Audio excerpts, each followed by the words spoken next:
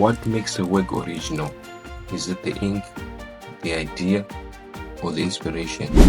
In the golden age of American literature, names like Mark Twain and Herman Melville rose to legendary status. They were hailed as literary geniuses, deep, reflective, and undeniably. Herman Melville, author of the maritime masterpiece Moby Dick, is celebrated for his philosophical depth and storytelling craft.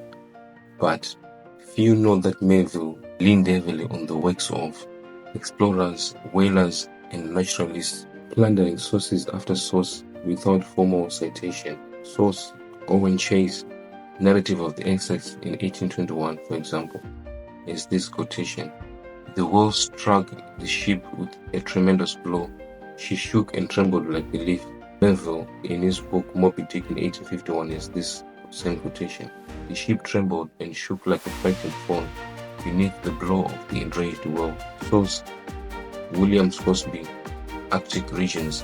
The head of the whale is disproportionately large, the mouth capable of receiving a boat. Melville, in his source Moby Dick, is this to say: "The great head of the sperm whale was capacious enough to admit a whaleboat." Very similar. What about Mark Twain? Mark Twain, the great humorist of the Mississippi, said, "There is no such thing as a new idea. We simply take a lot of old ideas." Here are just a few examples of the sources that Mark Twain used. Jules Michelet, History of Joan of Arc. This quotation, for example: "She was purity, courage, and the breath of a divine mission." Mark Twain, in Personal Recollections of Joan of Arc, is this to say: "She was purity itself. Her courage was of the noblest quality, and she seemed to breathe a divine mission." Another source: The Trial of Joan of Arc. Transcripts. Asked if she believed herself in a state of grace, she answered, "If I am not, may God place me there." Mark Twain, same scene as this quotation: "If I be not in grace, may God bring me into it. If I be, may He keep me there."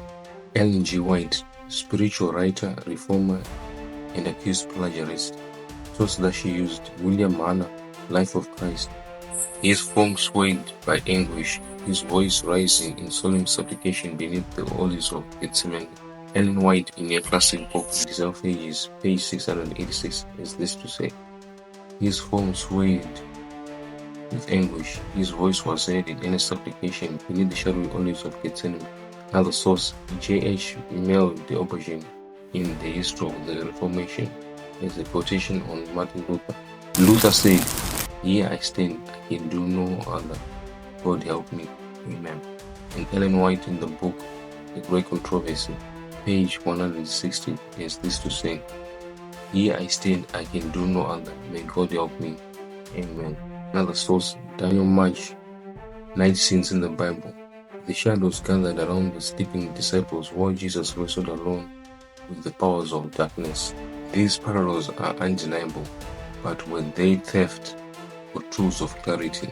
Unlike Mark Twain or Melville, Ellen White acknowledged their use of sources and said, "In some cases where a historian is presented details, I have copied the words because their descriptions presented clearly the subject I wish to present." Selected Messages, Volume 3, page 460. Attorney Vincent Ramick spent 300 hours reviewing Ellen White's writings. His legal verdict: she did not plagiarize, she did not violate copyright law, she was a woman of integrity. Melville, Twain, and of course White. Borrowers? Yes, because the value of a work is not in where it begins, but where it leads. The next time you accuse Ellen White of being a plagiarist, consider Mark Twain, consider Herman Melville. And as always, God bless you.